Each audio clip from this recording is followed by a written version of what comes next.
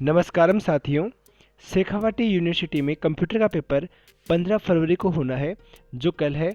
इसलिए मैंने आज आपके लिए एक मॉक टेस्ट बनाया है कंप्यूटर का, जो एज ए टीज इसी पैटर्न पे आपके एग्ज़ाम में आना है। और मैंने यहाँ से 50% लिया आपके लिए, जो इम्पोर्टेंट है। स्टार्ट करते हैं। खास बात यह है इस वीडियो की, इसमें मैंने आंसर साथ में ही मेंशन किए हैं ताकि आपको अच्छे से समझ में आ सके व आपका टाइम बचे। और ये वीडियो में थोड़ा फास्ट लेके चलूँगा, तो इसे जल्दी से आप देखें अच्छे से व समझें। पहला प्रश्न है, कौन सा हार्डवेयर कंप्यूटर का मस्तिष्क कहलाता है? तो कौन सा हार्डवेयर है? RAM, hard disk, CPU, motherboard. तो इसका आंसर हो जाएगा आपका सीपीयू। इसे कंप्यूटर का ब्रेन कहा जाता है, कंप्यूटर का मस्तिष्क कहा जाता है सीपीयू। आंसर दे रखा है सी। प्रश्न संख्या 2, किस तकनीक का उपयोग हार्ड डिस्क डेटा को तेज़ी से एक्सेस करने के लिए किया जाता है? तो मैग्नेटिक स्टोरेज के द्वारा हम जो हार्ड डिस्क आती है उसके डेटा को तेज़ी से एक्सेस कर सकते हैं। मैग्नेटिक स्टोरेज, इसका आंसर दिया हुआ है आपके बी आंसर है आपका, एकदम correct answer B option. MMX तकनीक मुख्य रूप से किससे संबंधित होती है? तो MMX ये मल्टीमीडिया प्रोसेसिंग से संबंधित होती है, मल्टीमीडिया प्रोसेसिंग। ऑप्शन बी आपका करेक्ट आंसर हो जाएगा। फिर है USB की फुल फॉर्म होती है यूनिवर्सल सीरियल बस। यूनिवर्सल सीरियल बस, जब आप एक डिवाइस को दूसरी डिवाइस से जोड़ते हैं तो आप USB का प्रयोग करते हैं। देखिए, का मुख्य उपयोग क्या होता है? डेटा स्टोरेज के लिए, नेटवर्क कनेक्शन, बाहरी डिवाइस कनेक्ट करना, सॉफ्टवेयर। तो इसका आंसर हो जाएगा बाहरी डिवाइस कनेक्ट करना। ऑप्शन सी आपका करेक्ट आंसर दे रखा है अपने। प्रश्न संख्या 5। हाँ दोस्तों, मैं इस वीडियो को थोड़ा फास्ट लेके चल रहा हूँ ताकि हम कम समय में ज़्यादा प्रश्न कर सकें, क्योंकि इसमें नंबर ऑफ क्वेश्चन बहुत ज़्यादा है। 50 के आसपास इसमें प्रश्न है पूरे। तो मैं कर रहा हूँ कि कोशिश है कि मैं जल्दी से जल्दी इस वीडियो कर सकूँ, इसलिए मैंने इसमें आंसर मेंशन किए हैं कि आपका टाइम कम मैं लेऊँ इसमें, और आपका टाइम सेव करके और आप दूसरे वीडियो देख सकें। BIOS का कार्य क्या होता है? BIOS क्या करता है? आपके कंप्यूटर को बूट करता है। कंप्यूटर के बूट करने में, कंप्यूटर को स्टार्ट करने में कार्य करता है BIOS। Option B correct answer है। डॉट मैट्रिक्स प्रिंटर किस प्रकार का प्रिंटर होता है? तो डॉट मैट्रिक्स इम्पैक्ट प्रिंटर होता है। प्रिंटर मेनली दो प्रकार के होते हैं, इम्पैक्ट और नॉन इम्पैक्ट। तो डॉट मैट्रिक्स देखा आपके इम्पैक्ट प्रिंटर में। नॉन में आता है आपका laser printer, inkjet printer, plotter, ये सब आते हैं आपके नॉन इम्पैक्ट प्रिंटर में। तो अपना आंसर हो जाएगा इम्पैक्ट प्रिंटर।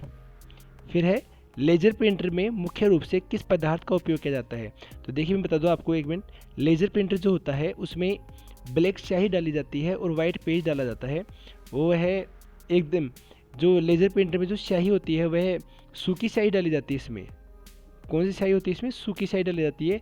जबकि आपका जो इंकजेट प्रिंटर होता है उसमें गीली स्याही डाली जाती है, यानी कि जो छोटी छोटी बूंदें होती है अपने पानी के रूप में स्याही आती है उसकी इंकजेट प्रिंटर में। जबकि लेजर प्रिंटर में आपकी ब्लैक स्याही आती है जो सूखी होती है। लेजर प्रिंटर जो होते हैं आपके वो मोनोक्रोम प्रकृति के होते हैं। लेजर प्रिंटर जो होते हैं वो आपके मोनोक्रोम प्रकृति के होते हैं। वह लेजर प्रिंटर की गुणवत्ता DPI में मापी जाती है। लेजर प्रिंटर की गुणवत्ता DPI डॉट पर इंच में मापी जाती है। अब प्रश्न देखते हैं हम, मुख्य रूप से किस पदार्थ का उपयोग किया जाता है? तो इंक का नहीं, इंक तो आती है सब में। टोनर, हाँ ये टोनर इसमें आता है। लेजर प्रिंटर में टोनर आता है अलग से। अपना वही आंसर हो जाएगा। CPU में मौजूद कैश मेमोरी का उपयोग, कैश मेमोरी स्पीड को बढ़ाती है, CPU की जो स्पीड आती है उसको तेज़ करती है। तो देखते हैं अपन क्या किया जाता है इससे। डेटा स्टोरेज प्रोसेसिंग स्पीड को बढ़ाने के लिए, तो इसका आंसर हो जाएगा प्रोसेसिंग स्पीड को बढ़ाने के लिए। ऑप्शन बी आपका करेक्ट आंसर है। फिर चलते हैं हम CD-ROM, ये काफ़ी बार आ चुका है। Compact disc read only memory, compact disc read only memory. Option A एकदम करेक्ट आंसर है। हार्ड डिस्क में डेटा किस रूप से स्टोर होता है? Optical, magnetic. अभी आया था ऊपर भी प्रश्न, तो मैग्नेटिक हो जाएगा इसका आंसर। नेक्स्ट प्रश्न है 11 नंबर का प्रश्न आपका, कौन सा ऑपरेटिंग सिस्टम ओपन सोर्स होता है? तो Windows, Mac OS, Linux, iOS। तो लिनक्स जो होता है वो आपका ऑपरेटिंग सिस्टम होता है कंप्यूटर में, जो ओपन सोर्स होता है। ऑपरेटिंग सिस्टम तो सभी हैं ये, लेकिन ओपन सोर्स कौन सा आपका? लिनक्स है। विंडोज़ में कंट्रोल पैनल का उपयोग किस लिए किया जाता है? तो विंडोज़ में कंट्रोल पैनल के द्वारा हम जो सेटिंग होती है उसको कॉन्फ़िगरेशन करते हैं, यानी कि पूरा जो आपका कंप्यूटर है उसको आप कंट्रोल कर सकते हैं कंट्रोल पैनल की सहायता से। तो देखते हैं हार्डवेयर और सॉफ्टवेयर सेटिंग प्रबंधित करने में, वर्ड प्रोसेसिंग के लिए, डेटा एनालिसिस के लिए, इंटरनेट ब्राउजिंग के लिए। तो इसका हो जाएगा आपका हार्डवेयर और सॉफ्टवेयर सेटिंग को मैनेज करने के लिए हम किसका प्रयोग करते हैं, कंट्रोल पैनल का उपयोग करते हैं। फिर देखिए DOS में कमांड DIR का उपयोग, DIR का उपयोग किस कार्य हेतु किया जाता है, डोस में। तो डोस में किया जाता है आपका फाइल और फोल्डर की लिस्ट को देखने के लिए, फाइल और फोल्डर की लिस्ट को देखने के लिए। फिर नेक्स्ट पर्सन आपका विंडोज़ में टास्क मैनेजर का उपयोग किस कार्य के लिए किया जाता है। विंडोज़ में जो टास्क मैनेजर होती है उसका उपयोग किस कार्य में किया जाता है, तो इसका उपयोग किया जाता है टास्क खत्म करने में और परफॉर्मेंस मॉनिटर करने के लिए किया जाता है। नेक्स्ट पर्सन है आपके लिए विंडो 9.8 में स्कैन डिस्क टूल का उपयोग किस कार्य हेतु किया जाता है। स्कैन जो डिस्क होते हैं वो आपकी हार्ड ड्राइव की जो गलतियां होती है हार्ड ड्राइव में उनको खोजती है, वो उन्हें सुधारती है। हार्ड ड्राइव की त्रुटियों को खोजना है वह उनका सुधारना स्कैन डिस्क का काम होता है। फिर देखिए आप 16 नंबर पर्सन है आपका MS वर्ड में फाइंड और रिप्लेस। फाइंड और रिप्लेस की शॉर्टकट की होती है कंट्रोल के साथ H, कंट्रोल के साथ H। फाइंड आता है ढूंढने के लिए, रिप्लेस आता है ढूंढे हुए को चेंज करने के लिए। पहले तो ढूंढो आप, उससे फिर चेंज कर दो, रिप्लेस कर दो। तो देखते हैं अपन वर्तनी टेक्स्ट खोजने और टेक्स्ट खोजो आप, ढूंढो और फिर उसे बदल दो आप। तो आपका ऑप्शन बी सही है। पूछ लिया आपसे रिप्लेस की शॉर्टकट की क्या होती है, कंट्रोल के साथ H होती है। फाइंड और रिप्लेस दोनों को एक साथ आपको एक्सेस करना है, दोनों को एक साथ देखना है, उसकी शॉर्टकट की क्या होती है, कंट्रोल के साथ H होती है। फाइंड की शॉर्टकट की क्या होती है, अकेले फाइंड की शॉर्टकट की क्या होती है, तो अकेले फाइंड की शॉर्टकट की होती है कंट्रोल के साथ F। कंट्रोल के साथ F दबाना आपको, तो वो हो गई आपकी अकेले फाइंड की हो गई। रिप्लेस की होती है कंट्रोल के साथ H। फिर देखिए MS एक्सेल में फॉर्मूला बार, फॉर्मूला बार क्या करता है, फॉर्मूला दिखाता है आपको, जहाँ पे फॉर्मूला पहले से सेट किए हुए हैं अपने, तो क्या करता है ये फॉर्मूलों को दर्ज करता है, फॉर्मूलों को दर्ज करता है। MS पावर पॉइंट में स्लाइड ट्रांजिशन, स्लाइड ट्रांजिशन क्या होता है, जो अपन स्लाइड चलाते हैं उनके बीच में इफेक्ट डालते हैं, जो प्रभाव डालते हैं अपन, उसे कहा जाता है स्लाइड ट्रांजिशन। तो ये इफेक्ट के लिए जैसे एक फोटो डाली आपने फिर दूसरी फोटो लगा रहे हो, तो दूसरी फोटो जो आ रही है वो अलग कॉर्नर से आ रही है, अलग तरीके से आ रही है, वो क्या है उसके बीच में आपने क्या लगा दिया, ट्रांजिशन लगा दिया, तो उसका प्रभाव है वो। तो किस लिए डाला जाता है ये, प्रभाव डालने के लिए, स्लाइड्स के बीच प्रभाव, स्लाइड्स के बीच प्रभाव दिखाने के लिए हम किसका प्रयोग करते हैं, ट्रांजिशन, स्लाइड ट्रांजिशन का प्रयोग क्या करते हैं। फिर देखिए IP एड्रेस कितने बिट्स का होता है, तो IP एड्रेस होता है आपका 32 बिट का। IP की full form internet protocol, internet protocol ये ऐसे होते हैं आपके 525.625.007 इस टाइप से आते हैं आपके IP एड्रेस। फिर देखना पहले वाली वीडियो में मैंने बता दिया IP के बारे में खूब बार। नेक्स्ट प्रश्न पे चलते हैं हम, ईमेल भेजने के लिए किस प्रोटोकॉल का प्रयोग करते हैं। ईमेल भेजने के लिए हम SMTP का प्रयोग करते हैं। SMTP ये पिछले जस्ट अभी पिछले वाली वीडियो में ये बताया था मैंने SMTP के बारे में, तो अभी यहाँ बता नहीं सकता आपको क्योंकि अब तो कल एग्ज़ाम है, तो ज़्यादा टाइम नहीं लूँगा मैं आपका। फिर देखिए फिशिंग किससे संबंधित होता है। फिशिंग आपका ऐप होता है जो आपको कंप्यूटर को वायरस आते हैं उनसे बचाता है। क्या करता है, आपके डेटा सुरक्षित करता है, वेब ब्राउजिंग करता है, कंप्यूटर हार्डवेयर नेटवर्क ये डेटा सुरक्षित करता है आपका फिशिंग। VPN का उपयोग, VPN का उपयोग क्यों किया जाता है, अलग से नेटवर्क प्राइवेट नेटवर्क होता है उसके लिए किया जाता है। प्राइवेट नेटवर्क होगा आपका तो आपका नेटवर्क सेफ होगा, तो देखिए VPN का उपयोग क्यों किया जाता है, सुरक्षित इंटरनेट ब्राउजिंग के लिए किया जाता है, इंटरनेट स्पीड नहीं, गेम, हार्ड ड्राइव बैकअप, सुरक्षित इंटरनेट ब्राउजिंग के लिए किया जाता है। आपका ऑप्शन एकदम करेक्ट आंसर है। प्रश्न संख्या 23, रोम का पूरा नाम क्या है, रोम का पूरा नाम क्या है, तो रोम का पूरा नाम है रोम का पूरा नाम है read only memory, read only memory. ये स्थायी प्रकार की मेमोरी होती है, रीड ओनली मेमोरी स्थायी होती है, ये डाटा को खोती नहीं है, read only memory. Option B आपका करेक्ट आंसर है। कौन सा इनपुट डिवाइस ग्राफिक्स बनाने में सहायता देता है, तो ग्राफिक माउस नहीं, जॉयस्टिक आता है गेम खेलने के लिए, लाइट पेन देता है आपका, स्कैन तो फोटो को स्कैन करता है, लाइट पेन हो गया आपका इसका आंसर। ग्राफिक्स को बनाने में ग्राफिक्स के लिए लाइट पेन का प्रयोग करते हैं। कौन सा स्टोरेज डिवाइस अस्थायी मेमोरी के रूप में कार्य करता है, अस्थायी मेमोरी के रूप में कौन सा डिवाइस, अस्थायी अभी मैंने बताया, स्थायी कौन सी आपकी रोम, तो अस्थायी हो गया आपकी रैम। केस मेमोरी का मुख्य उद्देश्य, ये वापस से आ गया, प्रोसेसिंग स्पीड को बढ़ाना। केस मेमोरी का मुख्य उद्देश्य होता है आपका प्रोसेसिंग स्पीड को बढ़ाना।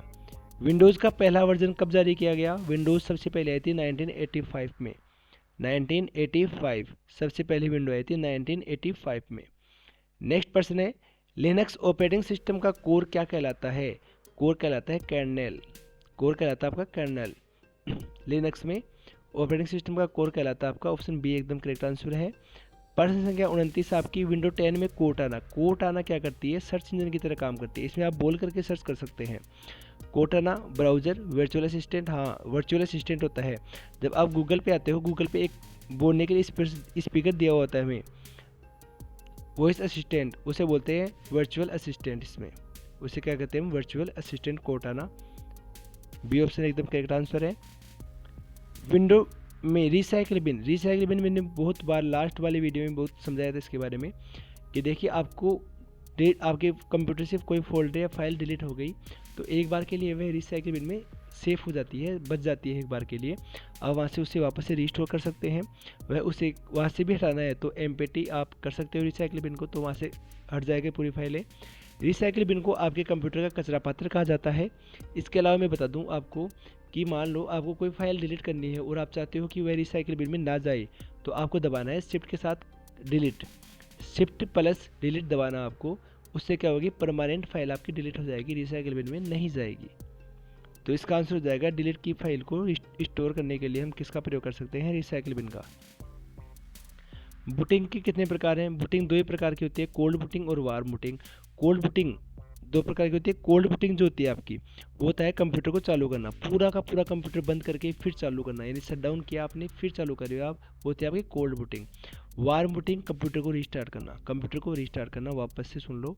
कोल्ड बूटिंग कंप्यूटर को पूरा बंद किया फिर चालू किया आपने, कोल्ड बूटिंग हो गई। वार्म बूटिंग कंप्यूटर को रीस्टार्ट करिए, कंप्यूटर ऑटोमेटिक बंद हो रहा है और अपने आप ही चालू हो गया रीस्टार्टिंग से, वो होती है आपकी वार्म बूटिंग। याद रखना बूटिंग कितने प्रकार की? दो प्रकार की। बूटिंग में क्या होता है? कंप्यूटर ऑन हो जाता है, जो आपका ऑपरेटिंग सिस्टम होता है वह चालू हो जाता है। फिर देखिए नेक्स्ट पर्सन, एमएस वर्ड में कंट्रोल बी, कंट्रोल बी होती है बोल्ड के लिए, कंट्रोल बी होती है बोल्ड के लिए, और कंट्रोल सी होती है कॉपी के लिए। याद रखना, B for bold, C for copy. Text को बोल्ड करने के लिए, थोड़ा मोटा दिखाते हैं हम बोल्ड के लिए। फिर देखिए इटली का पूछ लिया आपसे, तो इटली की होती है कंट्रोल के साथ आई। अंडरलाइन की पूछ ले तो कंट्रोल के साथ यू। सेव की पूछ ले तो कंट्रोल के साथ एस। याद रखना आप। एमएस एक्सेल में सेल रेफरेंस का उपयोग किस कार्य हेतु किया जाता है? एमएस एक्सेल में सेल रेफरेंस का उपयोग किस कार्य हेतु किया जाता है? डेटा को लिंक करने के लिए किया जाता है आपका। एमएस एक्सेल में सेल रेफरेंस का उपयोग डेटा को लिंक करने के लिए। एमएस एक्सेल में सम फंक्शन का उपयोग, सम होता है जोड़ने के लिए, संख्याओं का योग करने के लिए। एमएस पावर पॉइंट में स्लाइड शो का उपयोग, स्लाइड शो का उपयोग क्या होता है? प्रेजेंटेशन दिखाने के लिए किया जाता है। ऑप्शन ए सही है आपका। एमएस वर्ड में फीचर, फीचर्स का अर्थ होता है पर्यायवाची शब्द, वर्तनी जांचना, टेक्स्ट, समानार्थी शब्द और विलोम शब्द। ए में हो जाएगा आपका आंसर, ये आपका राइट आंसर है आपका। एमएस एक्सेल में मर्ज सेंटर विकल्प का उपयोग क्यों किया जाता है? मर्ज एंड सेंटर, मर्ज और सेंटर क्या होता है? दो या अधिक सेल्स को जोड़ने व टेक्स्ट को सेंटर करने के लिए। सही है आपका आंसर। एमएस पावर पॉइंट में कस्टम एनिमेशन का उपयोग क्यों करते हैं हम? कस्टम एनिमेशन का हम करते हैं स्लाइड शो को एनिमेट करने के लिए, स्लाइड शो को एनिमेट करने के लिए। ऑप्शन ए एकदम करेक्ट आंसर है। फिर देखिए वापस से रिपीट हो रहे हैं प्रश्न अब आपके। HTML का पूरा नाम क्या है? Hypertext transfer protocol. Sorry HTTP नहीं है ये, HTML, hypertext markup language, hypertext markup language. URL का पूरा नाम uniform resource locator, uniform resource locator. कौन सा इंटरनेट ब्राउज़र सबसे पहले विकसित किया गया? तो सबसे पहले कौन सा आया था? Internet explore, Mozilla Firefox, Netscape navigator, Google Chrome. तो इसमें आया था नेटस्केप। DNS का पूरा नाम domain name system, domain name system. HTTP इसकी फुल फॉर्म निकल गई थी अभी मुझसे, hypertext transfer protocol, hypertext transfer protocol. उसकी एस ओ लग जाएगा तो HTTPS हो जाएगी, HTTPS की उसकी सिक्योर हो जाएगा इसका अर्थ। ई कॉमर्स का क्या अर्थ होता है? इंटरनेट के माध्यम से व्यवसाय करना, सही है। वाईफाई का पूरा नाम wireless Fidelity, wireless Fidelity wifi का पूरा नाम है आपका। IPv6 में कितने बिट्स होते हैं? IPv6 में होते हैं आपके 128 बिट्स होते हैं। कौन सा सर्च इंजन सबसे अधिक उपयोग किया जाता है? तो याहू, बिंग, गूगल। मैंने बताया था गूगल का प्रयोग किया जाता है सर्च इंजन के रूप में सबसे ज़्यादा। क्लाउड कंप्यूटिंग का मुख्य कार्य है डेटा को कहीं भी एक्सेस करना। ये क्लाउड कंप्यूटिंग, जैसे कि आपका गूगल ड्राइव हो गया, तो आप डेटा को कहीं भी एक्सेस कर सकते हैं। VPN का पूरा नाम virtual private network, virtual private network. इसमें डाटा आपका सुरक्षित रहता है वर्चुअल प्राइवेट नेटवर्क में। इंटरनेट का आविष्कार किसने किया था? तो इंटरनेट का आविष्कार आपके किया था चार्ल्स बेबेज ने किया था कंप्यूटर का आविष्कार, और विंटरसेल्फ बोकैन ने इंटरनेट का आविष्कार आपका किया था। ऑप्शन सी आपका एकदम करेक्ट आंसर है।